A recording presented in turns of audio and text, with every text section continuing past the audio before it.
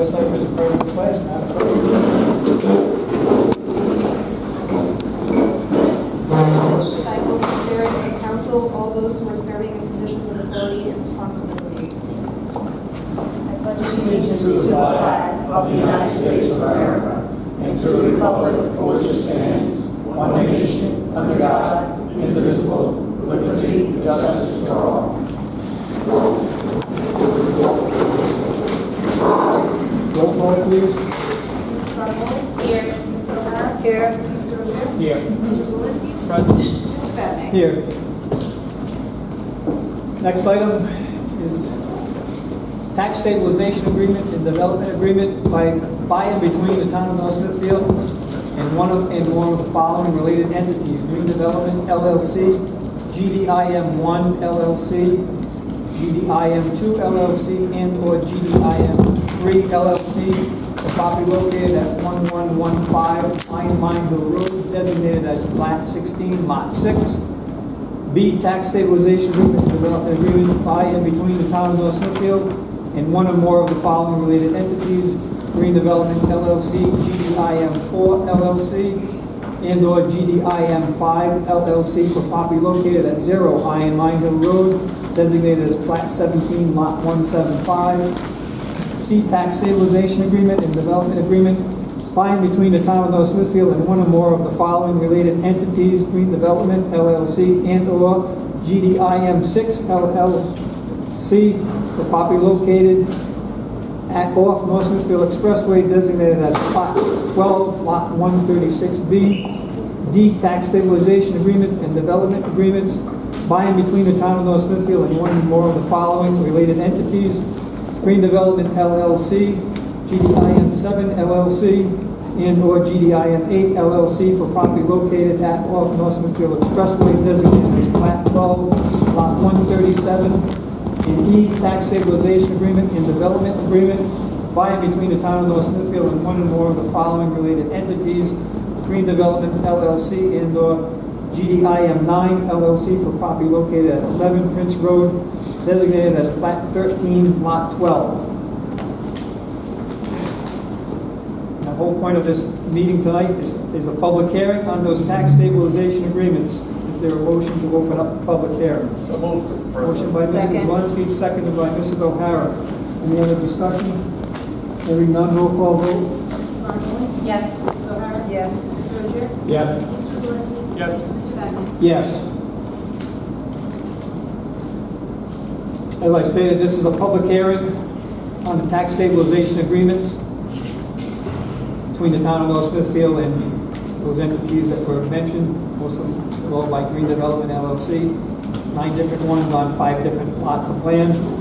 It's a public hearing. I'd ask that when you come up, that you state your name and your address, and there is a paper up there. We'd ask that you could write your name down and your address on the piece of paper as well, so the clerk can have a record of it. So at this time, I'd open the public hearing up, and anyone wishing to speak, can come up.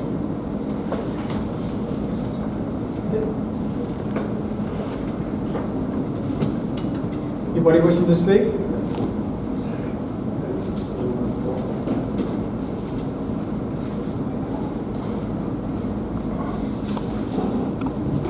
Mike Rapco, 25 Old Greenville Road.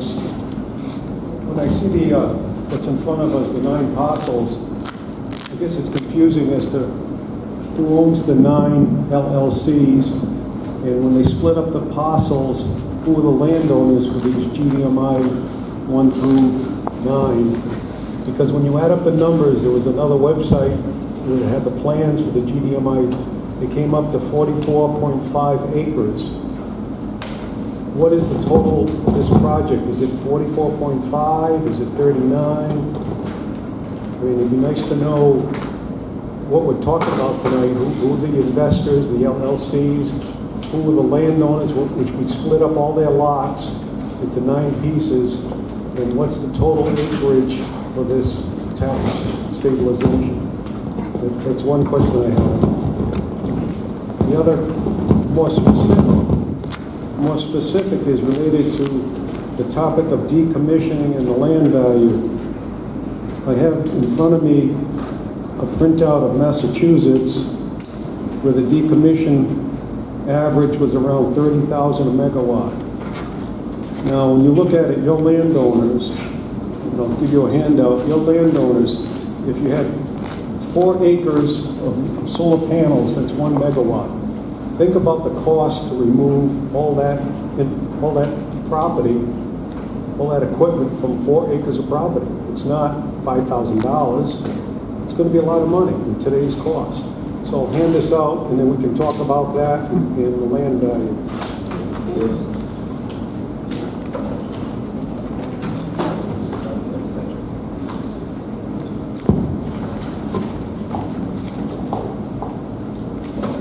So when you look at decommissioning, you have to look at what you think is the cost today, and then you got to remember 20, 25 years from now, with inflation, it's going to almost double the value.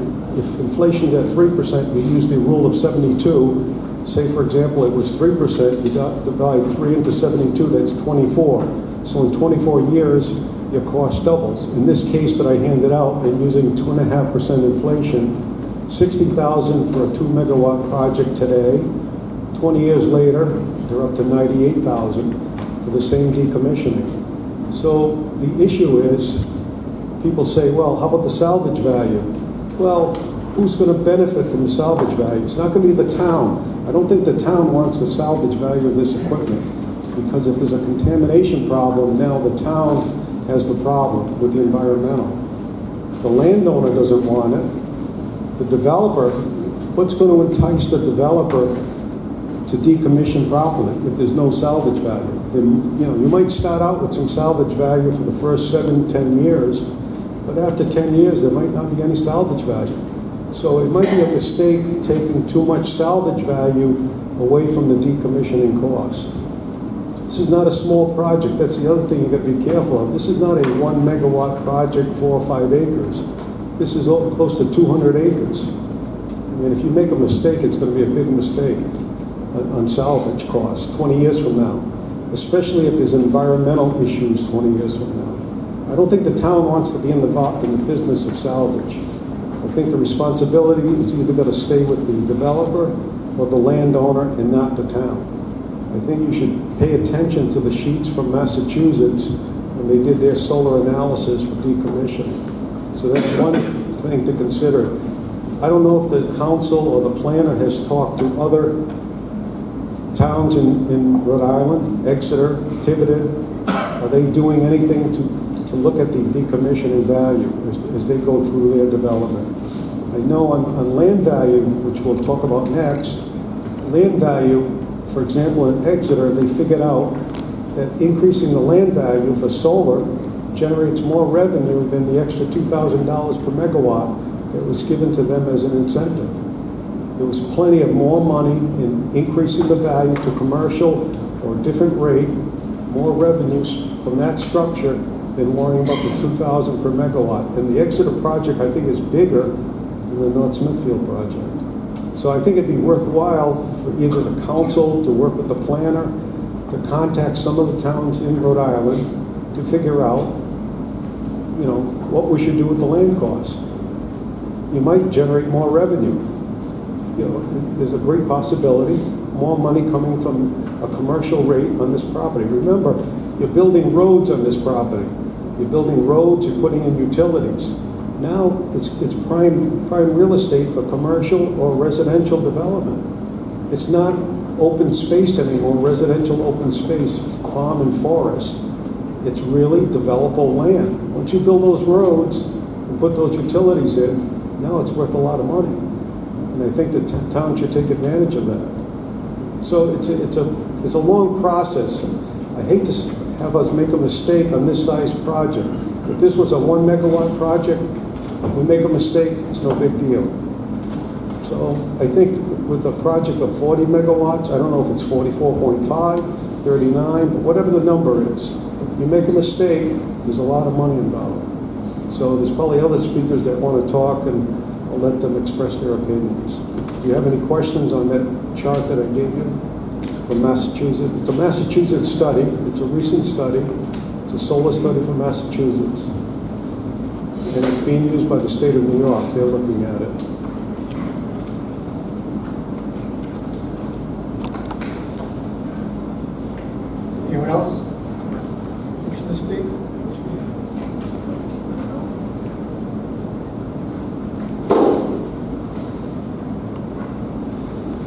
Hi, my name is Kelsey Carpenter of 151 Douglas Pike.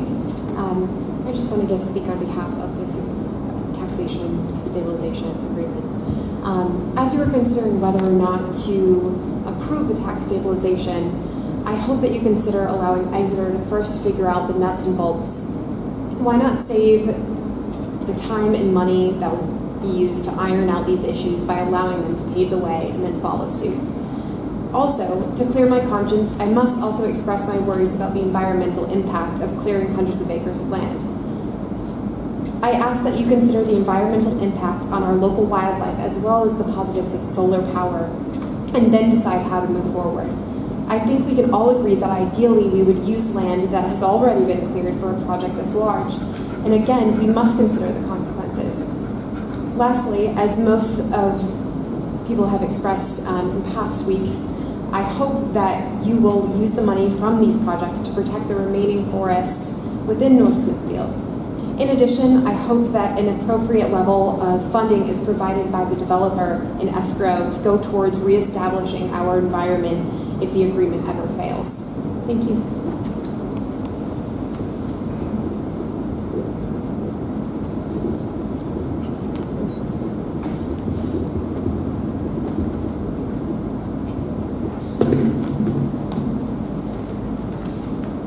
Anyone else?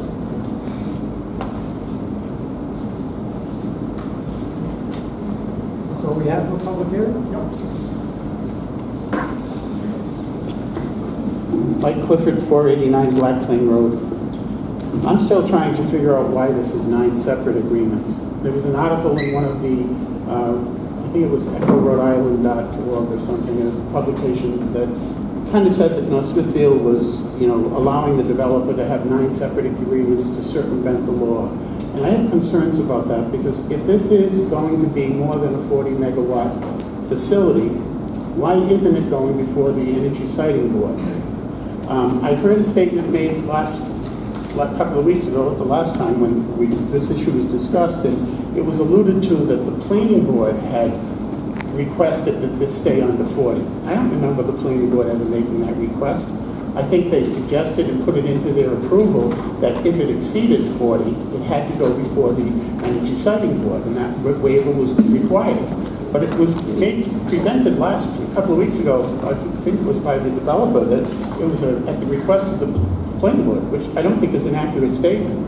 And then there was discussion too that maybe at some point in its life, this facility, even though it's intended right now to only produce 39 megawatts or whatever number is being bandied about tonight, because it's changed so many times, it's hard to keep track of, maybe down the pike it will produce more than 40. So here again, why didn't it go before the Energy Siting Board? I don't know, are there any other communities in the state that have approved and functionally running operations with 9 LLCs instead of one owner? Also have concerns with regard to the leased land versus owned land. This is being done on leased land, and we're talking about decommissioning plan and decommissioning costs. And I've read some articles, not a lot, but some articles that suggest that this shouldn't even be happening until we have an ordinance on the books that addresses the decommissioning plan and what's required in a decommissioning plan. What are the costs of the decommissioning? How is it going to be executed? When is it going to be executed? And that, from what I read, it sounded like that needs to be an ordinance to get enforcement of the decommissioning plan at the end of the life. And if you move forward now, I'd like the solicitor to give an opinion. Are we on safer ground if you move forward once we have an ordinance that requires decommissioning plans and that it's approved and ironclad versus just an agreement without local ordinance or law requiring decommissioning? Because everything I read sounded like in New York and in Massachusetts, most of the communities passed the decommissioning plan ordinance first before they started giving approval. Maybe I misread the articles, but I'd like you to look into that, and I'd like to hear from the solicitor on the record so that we have, something to go back on if this blows up all over everybody, that there were no concerns, because personally I have concerns about it. I also read where sometimes you need to check the lease agreement between the owner of the land and the operator of the facility to make sure that the language regarding decommissioning in the lease of the land is going to protect the town, and that it's not going to leave us with, hunting for someone who's going to be the culpable party for the cleanup at the end of the lease, at the end of the term of this operation.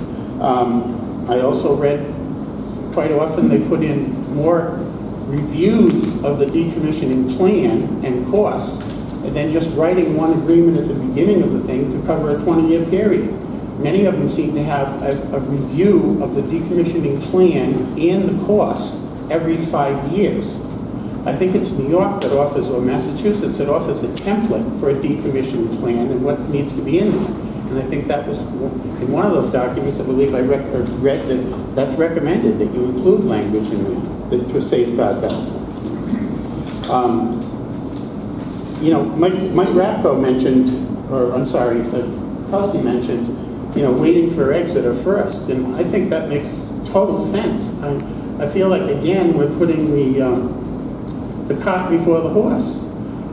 There's a lot in the balance with both court cases and in Exeter with regard to the assessed value of the land that these projects are going on. Certainly, a 400-acre parcel that's drawing $31 million in lease payments over a 25-year term should be assessed by the town at more than what Wright's Dairy Farm is paying for, farmland for the cows to graze on.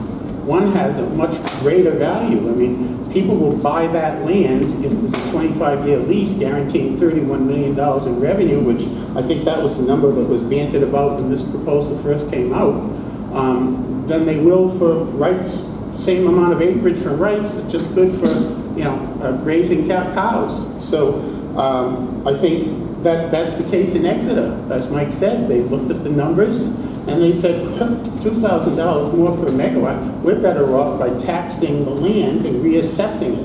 And Terry, I was concerned that I didn't speak clearly last time because I didn't want to give you the impression that when I spoke about it, I was just inferring that it be taxed at the commercial rate. Yes, it be taxed at the commercial rate, which is not a big difference, but it also be reassessed in value as, every acre at a commercial acre value. So it's big bucks. It's not just a buck more on the tax rate that I was talking about, and I hope I was clear on that. There's been no mention, I haven't heard mention, maybe it's in the agreement, and truthfully I've looked at the agreement 3 weeks ago and didn't have time recently, so, but, what about the substation that I heard was going to be built? What's that going to be taxed at? I kind of suggested that at $7,000, there was opposition when you mentioned, and we discussed last time, the public spoke up and some of the council people spoke up in favor of reassessing the land that these solar arrays are going on and bringing them up to a higher value. And there was, it was alluded to that, well, that's what the extra $2,000, per megawatt and the other $5,000 per megawatt that the state law allows you to tax it at was intended to cover. Well, I'm worried, is the understanding that that's going to also cover the tax on the substation that's going to be built, if one is built? Because initially they were talking about a substation. So where's that? And how's that going to be taxed?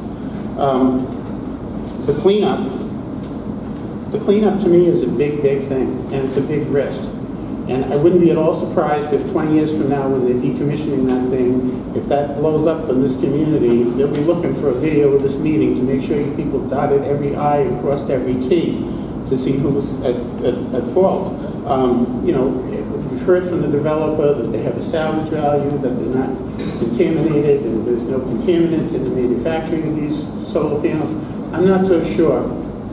I mean, everybody in the 50s used lead paint. Nobody foresaw that problem. Everybody used asbestos tiles on their floors. Nobody saw that problem. The FDA regularly approves drugs that 20 years down the line you find out was killing the patient as well as treating them temporarily. So I don't know what tomorrow's environmental nightmare is going to be, but I want to make sure that we have more than adequate amount of money And when you look at that proposal that's in front of you, if I'm reading it correctly, and I'd like to have an acknowledgement from one of you who have read it, is he suggesting that, $200,000 is the amount of money that should be put into the escrow account for decommissioning costs? Because that's a fraction of what you're supposed to be putting aside, according to the other states that have already passed ordinances and legislation dealing with this. Did I read that incorrectly? Is it $5,000 per megawatt that he's considering as escrow money? You've all read it. Did you read it the same way I read it? Mr. Smith, and I've taken a look at the proposed decommissioning Yes. schedule for Green. Yeah. Bottom line, they're netting out decommission estimate of $16,900, I'm going to round up 10 cents, $16,916. Final decommissioning costs excluding salvage value, $8,084.10 per megawatt. Yeah, but I'm talking about... I know, I'm just telling you what I read. Yeah. This is what's in But I'm asking about the dollar amount that they're saying they will agree to put in escrow. I thought I read $5,000 per megawatt. So that's $200,000. Did I read that wrong, Paul? No, it's 5,000 in there. So he wants, so 2,000... That's what he's proposing. Okay, I know that's what he's proposing, but $200,000, when you compare it to the table that Mr. Rapko gave you, they're proposing $30,000 per megawatt. And this is, substantial bucks. I mean, it's a 40 megawatt facility. It's not costing 40 megawatts times 30. I didn't even do the math, but I'm sure it's like close to $1 million or over $1 million, right? As opposed to $200,000. So I think that's a laughable dollar amount. And I think there's an awful lot to